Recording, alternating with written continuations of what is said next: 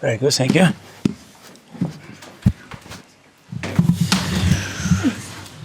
If we're ready, Daniel, should pitch yourself. Good afternoon. Hi. Have you got any fresh injury concerns after Tuesday?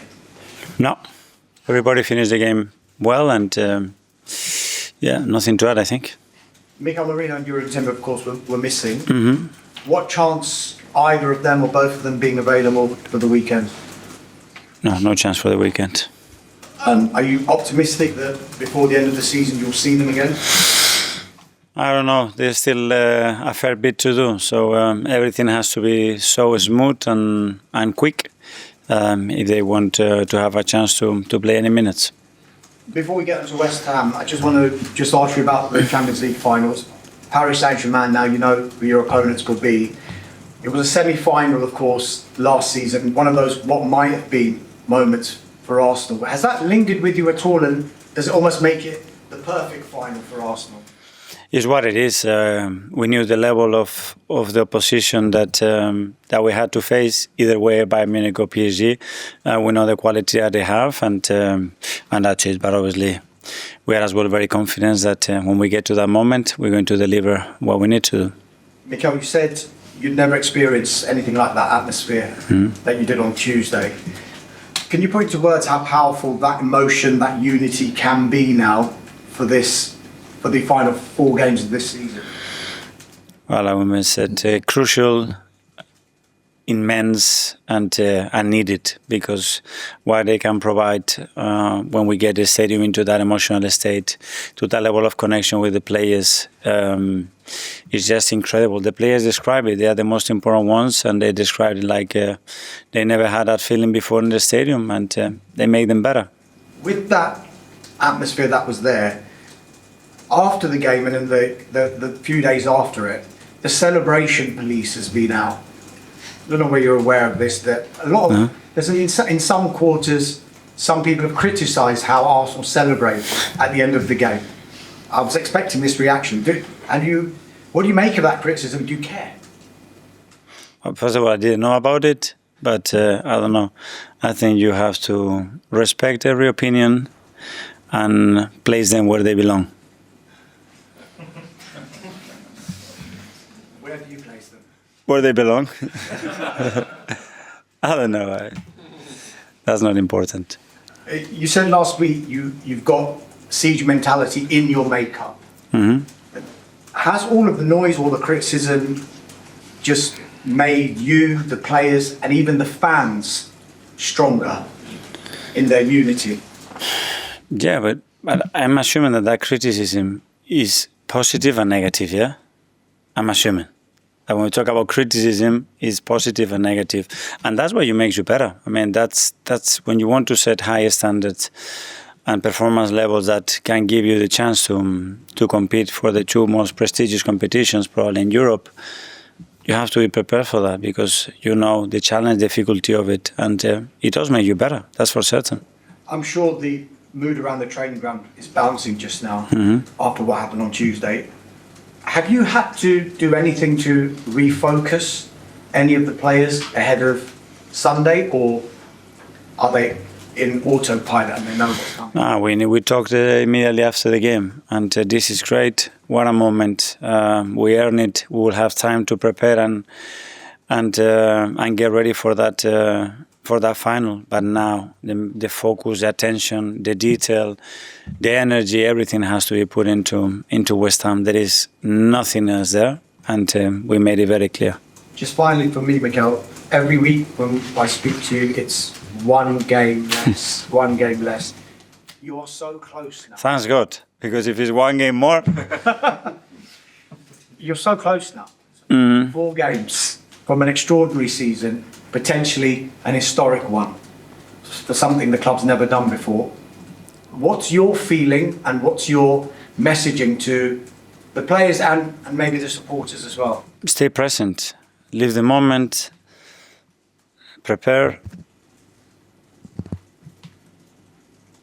and show the same level of energy, hunger and desire that we've shown all season or more, because as you said, we are closer and closer, and everything that we do know it's going to matter to win it or not.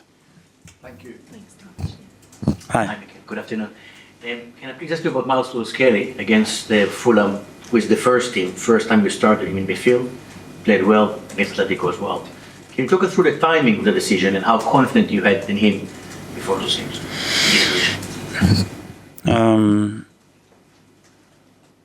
I think it's been a process of probably understanding him better, him understanding as well the standards that are required when you play or don't play that much at this level, to understand the reasons why you play or not play as well. And then he's been exceptional. His attitude, the way he's been training, the way he's been supporting the boys when he hasn't played, and he's given us every sign to think that when we were going to give him the chance, he was going to respond in the manner that he's done it. But after he's done it, and it's not easy, especially when you haven't played that much, to look that fresh, that confidence, that energetic, that playing with that determination, it's something that is surprising. Bukayo Saka scored the goal on Tuesday, and it hasn't been easy for him in terms of injuries. But in general, we worked with Bukayo for so many years. How enjoyable it's been to work with Bukayo, the player, and the human being?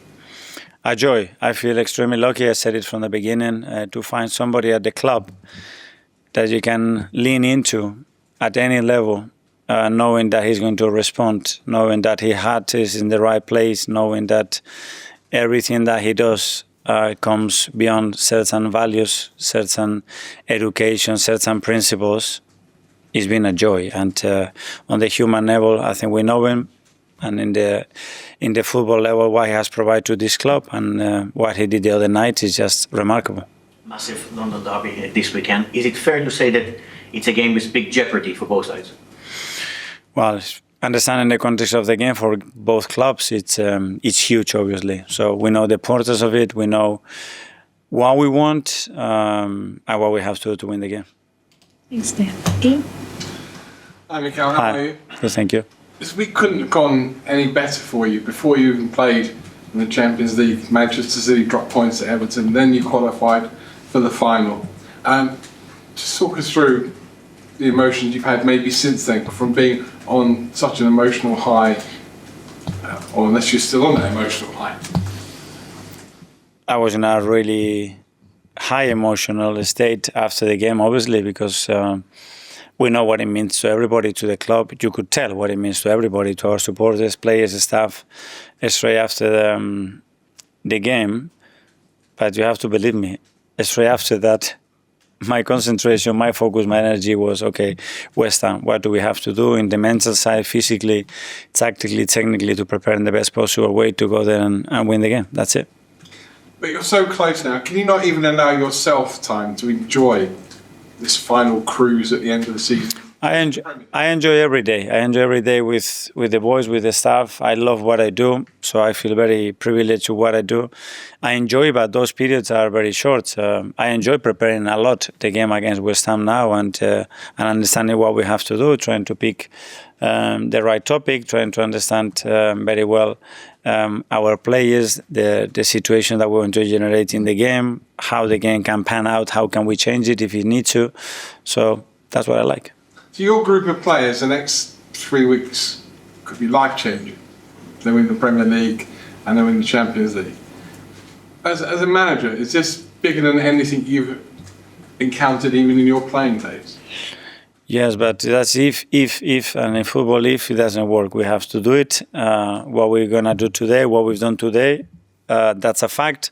That's the most important thing. And tomorrow we're going to have to do what it takes to be in the best mood, physically, mentally, to get ready for the battle that we have on Sunday. Finally, the professionalism in your squad, I think, was summed up this week by Declan Rice. He put out some really nice words about his former club, who on Sunday you could help relegate to the Championship. I suppose that came as no surprise to you that the boy you picked up from West Ham is growing into a man here. Yeah, well, he was already really well developed, I would say. But yeah, I mean, it's been outstanding for us. He's one of our leaders, one of the main players, without a doubt. And what he's doing for the club, for the team, is just really powerful. Thank you, Alex. Hi. A couple of weeks ago, you said you worked on Viktor Gyokeres' timing of runs into the box after he scored a couple of weeks ago. And the last week in particular, it looks like his hold-up play has really improved. Is that something you've worked on? Have you noticed that difference? Yeah, but from the beginning, I think some of the things that you see, certain improvements from players, probably the work is not being the day before, 2 days before. Maybe it's been done through months and maybe months ago. But it doesn't happen overnight. And Viktor has been working extremely hard. The level of demands that he put himself are incredibly high. He always wants to learn. He's always asking questions. He always wants to do extra things. He's always trying to find ways to find those connections with his teammates, whether they are in the canteen, in the dressing room, or on the pitch. And at the end, when you have that kind of behavior, you get rewards. And just about some of the big decisions that you've made this season, particularly in the running, Eze back on the left wing at Man City, what was the biggest game of the season at that point, and then Myles Lewis-Skelly in the centre midfield, Fulham and Atletico. Was that always the plan? Why now? And is it something you'd learned from previous title runs? No, I think there is something that is related to your intuition, and what the game is going to require, the state of the players, the way you can imagine the game, and where the players can have most impact. And then, you can get it right or wrong. You never know. But if you do what you feel, at least you have the certainty that you've done the preparation, you've done the thinking, and when it comes time to deliver, that's something else. Thank you. James. Hi, Mikel. Hi. It's been a while. Can I ask you about the 5-phase plan again? Can we do that at the end of the season? Could you just tell me what phase we're in now? I don't know. I'm lost now. It doesn't matter the phase. The only reason I keep bringing it up is because obviously a lot of managers go in with their blueprint, their vision for what they're going to do, and then they get sacked, things go wrong. You seem to be 4 games from realising something you laid out 6 years ago. I mean, it's an incredible journey you're on the cusp of completing, isn't it?